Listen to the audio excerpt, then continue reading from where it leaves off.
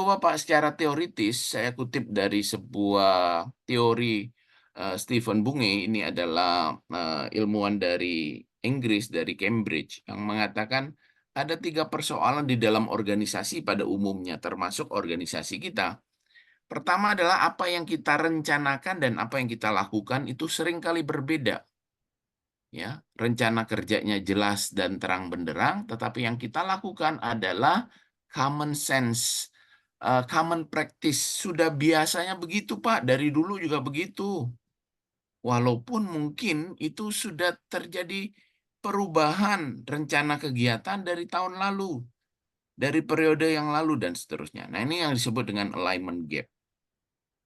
Berikutnya adalah persoalan apa yang kita lakukan dengan akibat yang kita inginkan, ini terjadi deviasi atau gap.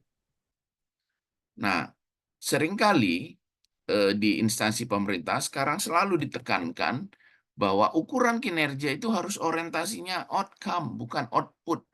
Jadi at the end of the day, apa akibat yang mau dicapai dari seluruh kegiatan yang kita lakukan? Ya. Nah, ini ketidakharmonisan ini disebut dengan effect gap.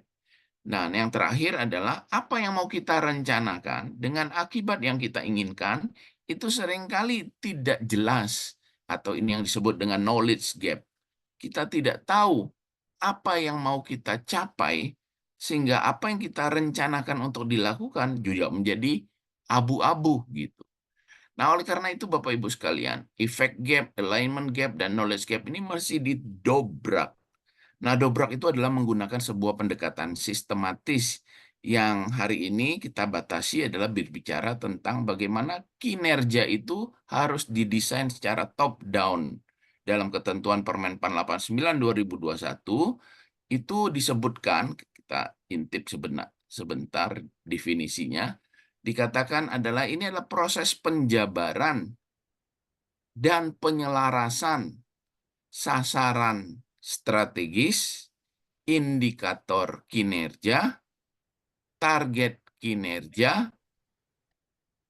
kepada unit organisasi di dalam sebuah instansi sampai kepada tingkat individu.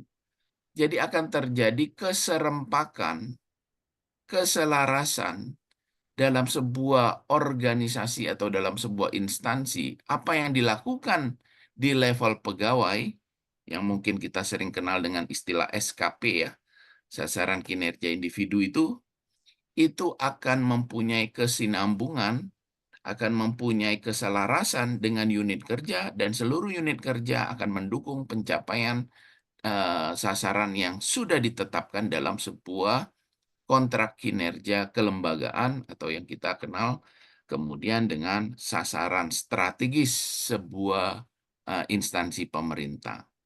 Nah, secara menyeluruh sebenarnya itulah yang dibicarakan dalam Perpres 29 2014. Kita punya SAKIP kan, Sistem Akuntabilitas Kinerja Instansi Pemerintah, yang dimulai dengan rencana strategis, which is tahun ini adalah sebuah periode transisi ya. Jadi kita sedang menyusun, sedang menyiapkan Bapak Ibu di kementerian lembaga, termasuk di unit kerja eselon 1, yaitu rencana strategis organisasinya. Kalau Bapak Ibu di OPD juga begitu, Bapak Ibu di pemerintah provinsi, kabupaten, kota mungkin menyiapkan RPJMD-nya. Yang nanti perlu diselaraskan dengan RPJMN dan juga RPJPN kita yang periode 25 tahun berikutnya dari tahun 2025 ke 2045 juga sedang disusun menuju Indonesia Mas. Jadi titik tolaknya adalah rencana strategis akan menjadi sebuah kontrak kinerja atau perjanjian kinerja pimpinan, dan kemudian perjanjian kinerja itu terukur, itu dipantau, dikelola dari waktu ke waktu, dan kemudian menjadi sebuah laporan dan menjadi pertanggungjawaban kinerja. Nah, maka Bapak Ibu sekalian, kita coba lihat hakikat dari kinerja itu apa. Nah, according to Peter Drucker misalnya, bagaimana kita mengelola pengelolaan atau manajemen itu adalah tentang bagaimana mengatur sumber daya manusia terutama.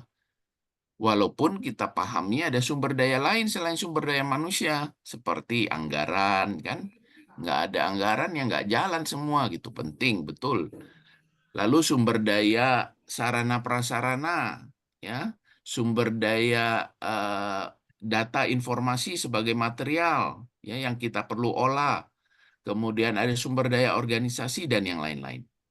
Tetapi bahwa sumber daya anggaran, sarana prasarana, informasi yang ada itu tidak bisa berjalan tanpa sumber daya manusia yang baik. Sehingga bagaimana kita mengelola efektivitas sumber daya manusia, kekuatannya menjadi efektif dan kelemahannya tidak menjadi persoalan karena kelemahannya satu orang sudah ditutup oleh kelemahan yang lain, ketidaktercapaian satu unit organisasi sudah ditutupi atau sudah di-cover oleh kelebihan atau kekuatan unit kerja yang lain adalah menjadi sebuah tugas atau sebuah orkestra yang harus dimainkan oleh seorang pemimpin, oleh sebuah konduktor dalam sebuah apa namanya sebuah orkestra atau sebuah grup musik yang perlu diselaraskan satu dengan yang lain. Nah, disinilah Peter mengatakan itulah organisasi. Jadi mengelola sumber daya manusia yang terutama beserta sumber daya yang lain, sehingga kekuatan organisasi itu menjadi efektif dan kelemahannya menjadi tidak relevan atau tidak menjadi persoalan, adalah menjadi poin penting bagaimana pimpinan mengelola tugas dan tanggung jawabnya di sebuah organisasi.